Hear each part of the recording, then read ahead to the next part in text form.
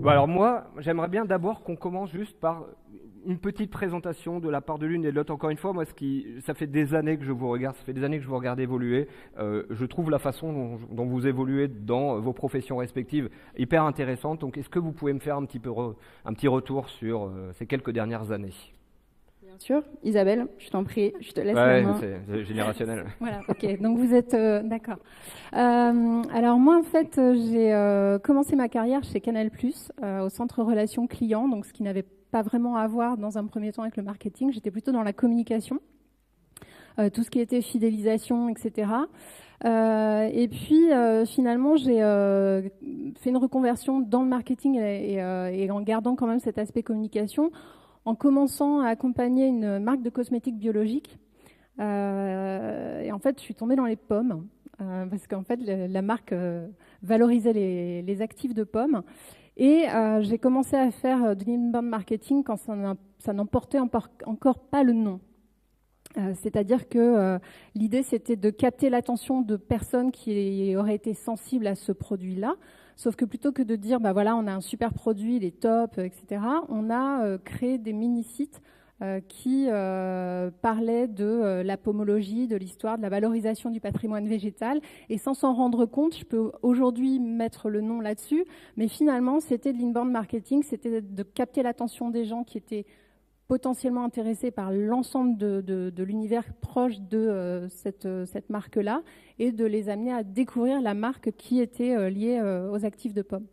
Et donc, je me suis intéressée à la création du contenu et ça m'a amenée à m'interroger sur comment aujourd'hui une marque, qu'elle soit en B2B ou en B2C, a les capacités de prendre la parole et du coup de trouver une solution à ces problématiques-là, très concrètes.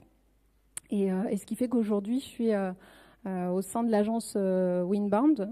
Je viens d'ouvrir les bureaux à Paris pour justement apporter une réponse sur la création de contenu, sur le positionnement de marque, sur la prise de parole, sur la génération de leads qualifiés, du marketing vers les forces commerciales. Et aussi bien B2C que B2B. Alors, principalement B2B. Moi, j'ai une vraie expertise en B2B, mais effectivement, on a aussi des clients B2C. Super parcours. Et partenaire de notre événement aussi, Solène. Alors contrairement à Isabelle, moi pour le coup j'ai moins une casquette d'experte. J'ai commencé dans des agences de communication avec un parcours qu'on pourrait considérer comme relativement classique, dans des agences de relations presse, des agences de communication un peu plus globales, sur des missions de chef de projet, print, web. Et puis à un moment, on s'est posé la question inverse. Je me suis dit, il me manque quelque chose. J'ai envie d'aller plutôt travailler la culture d'entreprise et m'imprégner réellement d'une marque. Et j'ai rejoint à ce moment-là, alors je vais parler en ancien franc, c'était Réseau Ferré de France, donc les propriétaires des infrastructures rail au national, et qui travaillaient en lien étroit évidemment avec SNCF. Et je suis arrivée à ce moment-là sur des missions de renfort pour accompagner justement cette réforme-là et travailler sur l'impact culturel d'une transition des agents RFF vers le grand dinosaure SNCF. Et ça n'a pas été simple, donc j'avais plutôt là des missions de com interne. J'ai travaillé beaucoup avec les syndicats sur des notions de dialogue social, donc ça a été, j'ai découvert là le paysage syndical en France, donc c'était assez riche. Et puis petit à petit, j'ai eu envie d'aller poursuivre un petit peu ailleurs, donc je suis restée dans le groupe SNCF. Je les ai rejoints au moment évidemment de la réforme, et j'avais nourri par ailleurs une culture digitale. Je commençais à m'intéresser énormément sur ces sujets-là, et j'ai pris un poste à Lyon sur le pilotage de tous les projets digitaux, tout ce qui avait trait à l'innovation, nouvelles technologies sur le bassin Rhône-Alpes, pour un établissement TGV. Donc j'ai fait un bon switch de départ. Donc j'avais toujours des missions de communication évidemment avec beaucoup de création de contenu, mais j'étais plutôt en coordination de gros projets digitaux pour la région. Et ensuite, Et évidemment vient la suite, mais après c'est une discussion, donc peut-être que ça allait venir de cette manière-là plus naturellement. Mais merci de me tendre la perche, évidemment. Donc il fallait évidemment à un moment aller un peu plus loin, et je pense qu'on se pose tous la question un jour, qu'on soit jeune ou moins jeune d'ailleurs, d'avoir envie de créer sa propre marque, sa propre entreprise, parce que c'est intéressant évidemment de s'imprégner et d'incarner une marque, mais ça l'est d'autant plus quand c'est la sienne et quand on l'a créée et qu'on part d'une feuille blanche. Et donc à ce moment-là, j'ai décidé de créer mon agence. qui s'appelle #Moon, qui est pour le moment, pour tout vous dire, pas vraiment finalement très bien structurée. L'idée, c'était de la lancer et puis de commencer à travailler sur des projets par opportunité avec mon réseau, des personnes qui me suivaient déjà et qui me faisaient confiance pour porter des projets autour du digital et notamment sur des stratégies de social media. Et puis petit à petit, l'envie encore de créer est venue et j'ai fondé en novembre 2018 un lieu événementiel à Lyon qui s'appelle l'Augusterie, qui est une maison, qui est ma maison. C'est la particularité, c'est un domicile. Et je reçois chez moi des entreprises pour des événements de tout type. Alors, plutôt des événements de travail, des réunions, des conférences, des ateliers. Mais on a aussi, évidemment, une partie plus épicurienne qui, moi, me tenait à cœur avec des dîners qu'on organise, des dégustations. On a un extérieur qui permet de faire des belles soirées. Et donc, là-dessus, voilà, j'ai commencé à travailler sur la création de marques. Donc, je suis partie, évidemment, de rien avec mon petit ordinateur. Et puis, petit à petit, j'ai construit cette marque-là. Et aujourd'hui, ça fonctionne plutôt bien. J'adore ce que tu as fait. Moi, depuis novembre dernier, effectivement, quand j'ai découvert l'Augusterie. Et qui connaît l'Augusterie, s'il vous plaît, dans la salle? Allez-y, n'hésitez pas. Ouais, j'ai vu. Voilà. Vous y êtes déjà allé? Allez-y, vous pouvez parler fort. Florina? Génial. Ah, j'adore ça. Il y a des histoires qui se créent ici, vous avez vu? Oui, parce que, alors, petite parenthèse, en effet, le lieu on a collaboré avec énormément d'artistes, notamment lyonnais. On a la chance d'avoir à Lyon une énorme communauté de street artistes. Et donc, j'ai rencontré Florina il n'y a pas très longtemps et elle est en train de réaliser une petite jungle urbaine à l'intérieur de la maison. Moi, je suis complètement fan, mais Isabelle, j'aimerais bien justement que tu me dises déjà ce que t'inspire, le parcours et la façon dont, toute seule, Solène a créé. Toi qui accompagnes des grandes boîtes avec des stratégies, etc., là, tu as quelqu'un qui est une entrepreneuse qui a créé de A à Z tout ce qu'elle vient de dire. Ça t'inspire quoi? Je pense que Solène est forcément confrontée à ce qu'on rencontre quand on est face à quelqu'un qui est en demande d'accompagnement. C'est en gros, tu disais, je pars d'une feuille blanche. C'est OK, j'ai lancé mon truc, c'est mon bébé, j'y ai investi beaucoup. Comment est-ce qu'aujourd'hui je vais partager ça avec quelqu'un? De quoi est-ce que je vais parler? Comment je vais parler? Où est-ce que je vais parler? Et comment est-ce que je vais valoriser tout ça? Et en fait, c'est quand moi je rencontre des clients, souvent je les déstabilise parce que une des premières approches, c'est de leur dire mais arrêtez de parler de vous. Donc forcément, quand tu dis à quelqu'un, c'est bien, mais arrête de parler de toi, et tu dis, ok, mais alors de quoi est-ce que je vais pouvoir parler si je ne parle pas de moi? En fait, il faut parler des personnes qui sont en face. Et je pense que la recherche, quand tu indiques qu'effectivement c'est ton domicile et que tu es dans le partage, si je veux faire un parallèle peut-être un peu bancal, mais c'est en gros, pour une entreprise, c'est de partager son expertise, c'est de partager son savoir-faire et c'est de donner. Et quand tu ouvre les portes de ton domicile pour cet événement-là, pour ce lieu, finalement, c'est aussi ton savoir-être plutôt que peut-être ton savoir-faire, mais en tout cas, c'est une ouverture vers l'autre. Et même si on est dans une marque, même si on est en B2B, il y a aussi cette nécessité de partager, d'ouvrir et d'être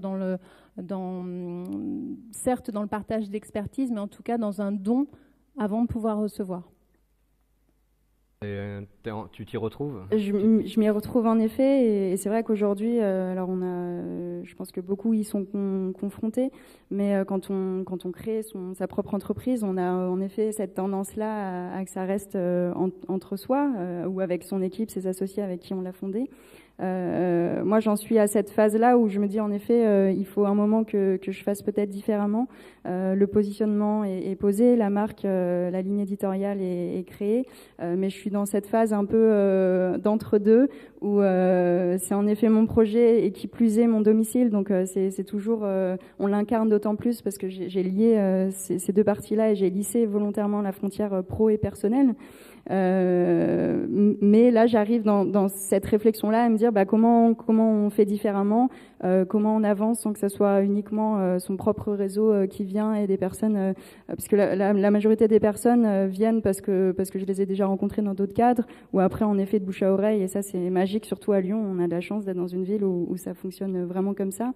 Mais là, l'idée c'est d'aller un peu plus loin et de structurer l'offre et surtout de voir quelle autre cible je peux aller chercher, de quelle manière, avec quel outil, et je suis à peu près dans cette phase-là aujourd'hui. Je pense que ce qui est intéressant, c'est que as déjà des bases qui sont fortes. C'est-à-dire, si je rebondis sur ce que disait ce matin Emmanuel, c'est qu'il y a l'authenticité, il y a ce que tu es toi avant tout et ce que vous avez créé dans ce lieu qui doit transparaître. Donc finalement, c'est ce qui est parfois le plus compliqué pour une entreprise quand tu expliques la frontière entre le perso et le pro. Souvent, moi j'ai accompagné par exemple des marques dans une précédente vie sur la démarche d'employee advocacy. C'est quelque chose qui est difficile. C'est comment est-ce que lorsque je fais partie d'une entreprise, je vais prendre la parole et être porteur de la parole d'une entreprise et finalement intégrer des choses qui sont professionnelles dans ma vie personnelle et vice-versa. Et toi finalement, tu as déjà fait table rase de tout ça. Donc l'authenticité, on ne peut pas en douter. Le côté empathique, on ne peut pas en douter. Donc, quand on construit de la confiance, il y a des points qui sont importants et je pense que tu as déjà les solides fondations qui sont nécessaires dans la prise de parole et dans le contenu de marque. C'est bien, en fait, j'ai un coach, un coach ici sur scène en même temps. Non, mais c'est intéressant d'en discuter parce que je me suis jamais. Moi, j'ai travaillé avant dans des agences, donc c'est vrai que j'ai créé la mienne. Donc il y a aussi ce distinguo à faire de dire, chacun est spécialiste aussi sur des sujets et la communication englobe évidemment beaucoup de choses, mais finalement, moi, je sais faire un tout petit pan de ce qu'il y a de ce qui est inclus dans la communication. Et derrière, il y a un champ énorme en fait de développement possible et il y a une multitude d'agences qui existent et qui travaillent justement sur ces sujets-là. Et ce qui est intéressant, c'est que toi, tu as été quand même parmi finalement les premières à titiller un peu ce point-là sur ces sujets-là d'inbound marketing, d'automation marketing. Et tu as cette vision-là un peu historique du cheminement aussi qui est arrivé et des tendances que tu as suivies. On ne refaisait pas un truc sur les générations. Hein. Non, sans parler de génération, parce que t'aurais pu, ça aurait pu être le cas. Elle essaye de m'enfoncer un petit peu. non, sans parler de génération, mais c'est intéressant. Moi, j'essaie toujours de m'entourer de personnes qui ont justement cette ouverture-là, qui ont vu l'évolution et qui savent suivre ces évolutions-là aussi avec les nouveaux outils qui arrivent et autres. C'est plus riche, en tout cas, à mon sens. J'aimerais vous dire moi quelque chose que j'ai sur le cœur, je crois, depuis 6-7 ans. Ça fait presque 10 ans que je vais souvent à des conférences dans lesquelles j'entends souvent une phrase qui ressort régulièrement. Je l'avais entendue dans les conférences, entre autres, de Scoop It, dans lesquelles, en fait, on était un petit peu tous les deux et qui continue parfois, qui perdure dans le temps. À savoir que le contenu est roi. Le contenu est roi, je dirais, héroïste, il amène un héroïque, quoi. Et je continue de côtoyer des gens, effectivement, qui se focalisent uniquement sur le contenu et qui bâtissent à partir du contenu l'ensemble d'une stratégie. Et d'un autre côté, je perçois aussi d'autres tendances qui sont plutôt de dire, en fait, on va raconter une histoire, on va être très identitaire et on va dire qui on est, on va se dévêtir et en fait, on va à un moment donné se focaliser sur des contenus qui découleront de façon organique et naturelle de cette stratégie. Aujourd'hui, l'une et l'autre, dans ce que tu vis dans ta vraie vie, toi Solène, mais dans ce que tu préconises à tes clients quand tu travailles avec eux à partir d'une feuille blanche aujourd'hui, est-ce qu'on peut encore dire en 2019 que le contenu est roi? Ou est-ce qu'il fait partie d'un grand ensemble dans lequel il découle naturellement d'autres choses? C'était l'instant philosophie. Vous avez 4 heures. Vous avez 11 minutes. C'est assez paradoxal. Moi, je répondrais oui et non. Le contenu est roi, parce que si on le voit en termes de quantité, aujourd'hui, tout explose. On a du contenu de plus en plus par effusion sur tous les canaux. Donc, en ça, il a toujours sa place ultra importante. En revanche, si on le prend en effet sur l'analyse plus qualitative, on peut voir les choses différemment et se dire, finalement, comme on est perdu dans un flot énorme, sans cesse, de contenu, les marques travaillent de plus en plus aussi pour se différencier et créer, travailler sur le brand content. C'est justement l'objet aussi de cette conférence. Finalement, est-ce qu'aujourd'hui il a une place aussi importante qu'avant? Est-ce qu'on a besoin d'autant l'analyser parce qu'on est enseveli en fait? Si on essayait de vraiment tout analyser, on serait complètement perdu dans un tas de chiffres. Donc il a son importance évidemment toujours pour créer une marque et créer une identité, un positionnement. Après dans la vie quotidienne, je pense qu'il y a un sujet. On a la chance en tout cas là aussi d'avoir vu l'évolution avec énormément de nouveaux formats qui sont créés, des podcasts, même on peut créer des événements sur mesure. Et là pour le coup, on a un exemple assez fou avec la marque Red Bull qui lui est évidemment l'exemple type sur ces sujets-là et qui crée des événements assez hallucinants autour de sa marque sans jamais parler en fait de sa marque. Donc la question est pas évidente. Là pour le coup, je laisse peut-être la casquette d'experte sur ce sujet. Moi, mon analyse, elle est double. C'est intéressant quand même d'avoir effectivement ton point de vue aussi de la vraie vie, quoi. Je veux dire, des contenus. Moi, je suis directeur digital d'un groupe de fitness aujourd'hui. Si j'écoutais toutes les agences qui m'accompagnent, je dépense 500 000 € de budget juste pour faire du contenu. Mais derrière, je ne sais pas si ça me rapporte pour 500 000 € d'acquisition directe de clients. En regard de, j'ai l'impression qu'il faut toujours produire plus de contenu. Et d'où ma question, Isabelle. Alors, ça va démontrer à quel point on n'a pas préparé. C'est que je cherche depuis tout à l'heure qui a dit, mais je ne retrouve pas. Donc, si quelqu'un peut m'aider, ça sera parfait. Effectivement, il y a une phrase qui dit « le contenu est roi », mais il y en a une autre qui dit « le contenu est roi, mais l'attention est reine ». Et en gros, c'est elle qui mène la danse. C'est smart. Voilà. Et en fait, ce que moi, je partage souvent avec mes clients, c'est OK, vous pouvez faire le meilleur contenu du monde, mais si personne ne le voit, ça restera votre meilleur contenu du monde et ça en restera là. Donc l'idée, c'est effectivement peut-être de produire moins, mais déjà de produire mieux et surtout de créer de l'engagement.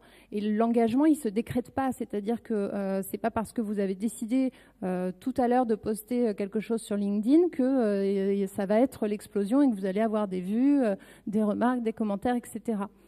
Et de la même façon que ce que je disais tout à l'heure, c'est que si vous n'interagissez jamais avec les autres forcément ne viendront pas vers vous non plus.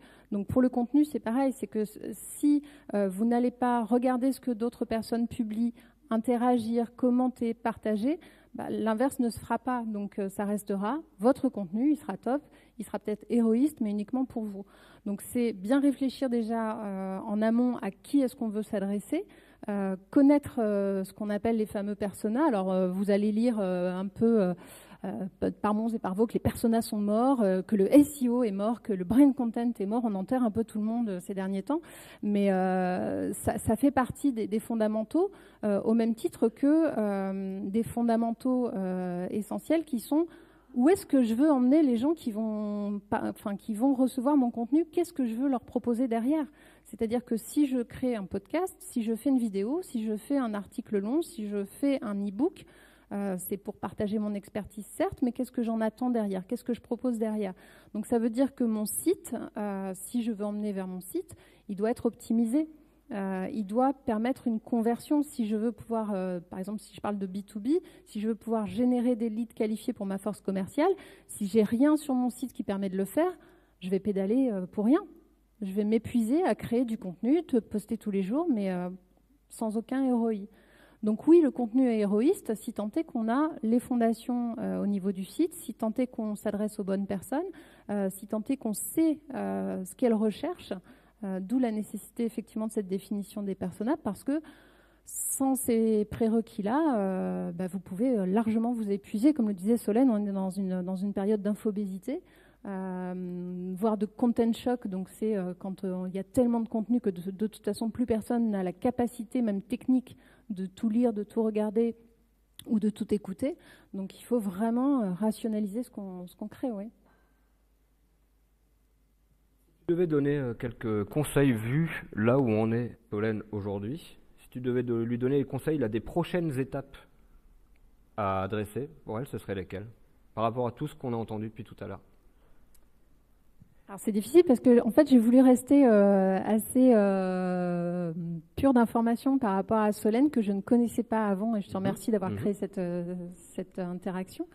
Du coup je me suis forcée à pas regarder ce qu'elle faisait, donc j'ai une vue assez neutre. Je travaille pas comme ça, d'habitude je regarde un peu là où en sont les personnes que j'accompagne.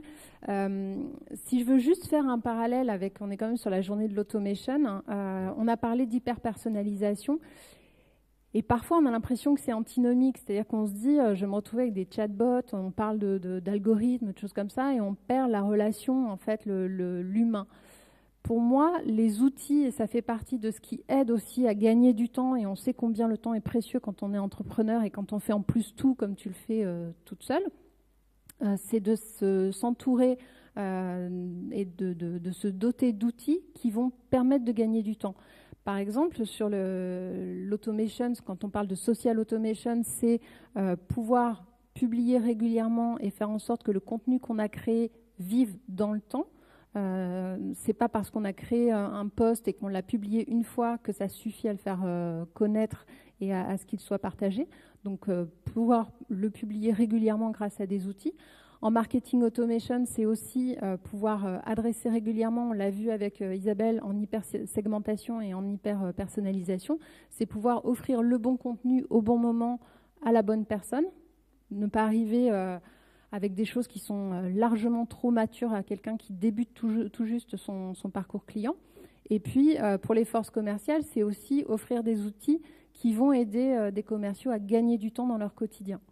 Donc tout ça, c'est des choses. Alors après, je ne sais pas à quel niveau de réflexion tu en es, de maturité sur tous ces sujets-là, mais c'est effectivement s'appuyer sur la technologie. On a une chance incroyable. Moi, quand j'ai démarré, je racontais en quelques secondes tout à l'heure à Solène, quand j'ai démarré ce qui allait devenir l'inbound marketing, je faisais tout à la mano. Donc pas de métriques, un temps fou à parcourir des blogs pour capter l'attention de gens que je voulais devenir des influenceurs pour la marque de Cosmeto, et je faisais tout à la mano, j'y passais mes jours et mes nuits. Aujourd'hui, on a un bénéfice de dingue à avoir des outils qui nous aident à tout ça. Solène, tu produis tes contenus toute seule, en fait, tu ne fais pas appel à des agences, en fait c'est toi qui produis toi-même tes contenus. Je produis mes contenus, et c'est vrai que alors moi c'est peut-être particulier comme entreprise, là je mets entre parenthèses le côté agence, je parle plutôt de l'augusterie et du lieu. La particularité, spécificité, c'est qu'en effet, comme c'est aussi chez moi, j'ai voulu garder cette maîtrise-là de l'ensemble. Et la stratégie, finalement, s'est faite très progressivement. Si je puis dire, il n'y avait même pas d'ailleurs de stratégie au départ. Les contenus ont été produits assez vite. Je suis vite rentrée plutôt dans le côté affinité, proximité avec les personnes qui étaient à Lyon, ou mon réseau un peu plus élargi du côté de Paris.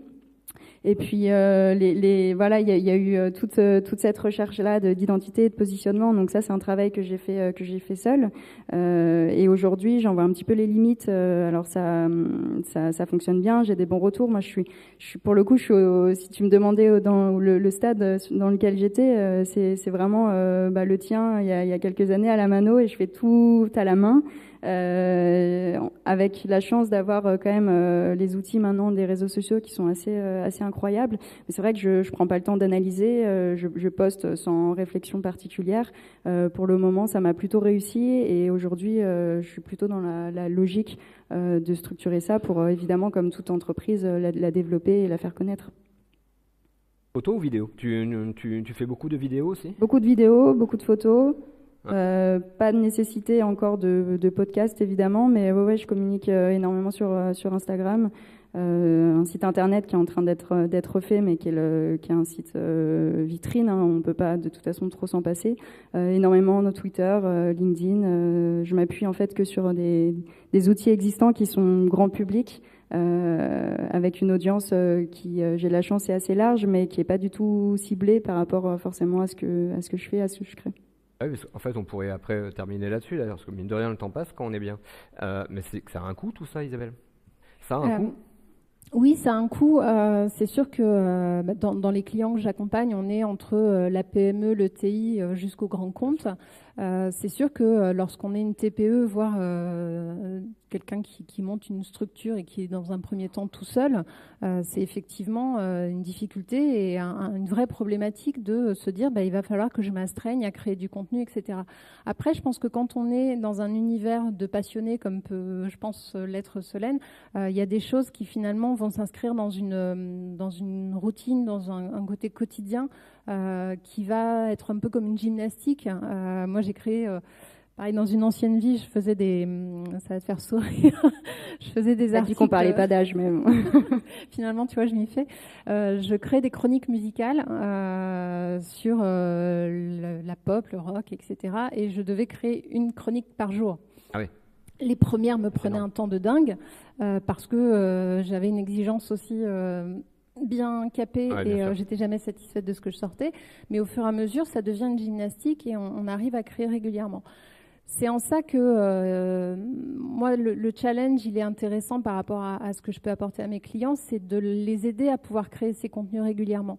C'est rare que j'ai en face de moi des gens qui me disent « le contenu, c'est pas un problème, on sait le créer en interne et tout se passe bien ». Ça n'arrive quasiment jamais. Le challenge pour nous, c'est de leur apporter la solution qui va leur permettre de créer ces contenus-là, sans qu'ils se sentent désinvestis de ce que ça suppose, c'est-à-dire qu'on s'appuie sur les experts métiers en interne pour créer le meilleur contenu. Et c'est vraiment une collaboration et un partenariat. C'est quelque chose qu'on fait ensemble et qui va leur permettre aussi de se l'approprier beaucoup plus. Donc oui, ça a un coût, moindre que de la sponsorisation, même si, et ça j'insiste là-dessus, on a toujours tendance, et je le dis encore, à opposer inbound marketing et outbound marketing. Pour moi, ce n'est pas opposable, c'est complémentaire. Et on a l'habitude, nous, de sponsoriser des contenus qu'on fait dans une démarche inbound. On va les sponsoriser, bien évidemment, en ads. C'est très important ce que tu dis. On l'oppose trop, en effet. Et on continue d'entendre encore aujourd'hui, vraiment, même dans des conférences, des gens, effectivement, qui vont dire « Mais non, mais arrêtez les inbound et faites de la... » Mais en fait, non, quoi. Moi, je dis toujours, la outbound, c'est arrête de vendre, donne envie d'acheter. Mais en vérité, ça ne veut pas dire que tu n'as pas une démarche vers. Tu as le droit d'aller vers et en même temps de dire regarde ce que j'ai, c'est bien aussi. Les deux sont complémentaires. C'est bien que tu le précises. Merci beaucoup de vous être livré, d'avoir accepté de le faire comme ça, sans filer, en mode discussion. Moi, je trouve ça intéressant parce que la discussion, elle nous amène plein d'informations. Donc, merci beaucoup d'avoir joué le jeu.